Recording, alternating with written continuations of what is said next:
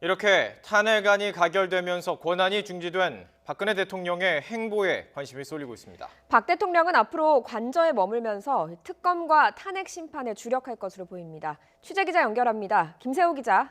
네, 청와대 춘추관입니다. 박 대통령의 앞으로의 움직임 전해주시죠.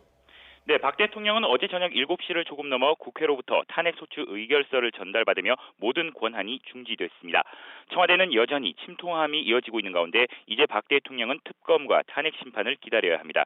탄핵 심판 전까지 최대 180일 동안 권한이 중지되지만 대통령직은 유지할 수 있습니다. 박 대통령은 관저에 머물면서 특검과 탄핵 심판을 대비한 법적 방어 논리를 구축하는 데 힘을 쏟을 계획입니다.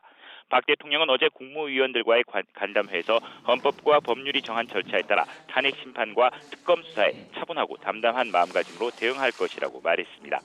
탄핵안 가결에도 즉각 퇴진을 요구하는 여론이 거세지만 박 대통령의 이 같은 발언은 탄핵 심판 전까지 자진 사퇴는 없다는 점을 분명히 한 겁니다.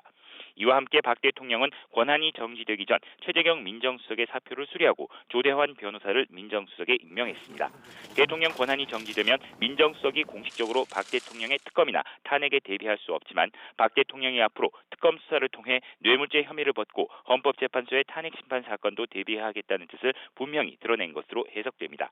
유영하 변호사 외 변호사를 추가 선임한 것도 이런 흐름과 무관하지 않은 것으로 보입니다.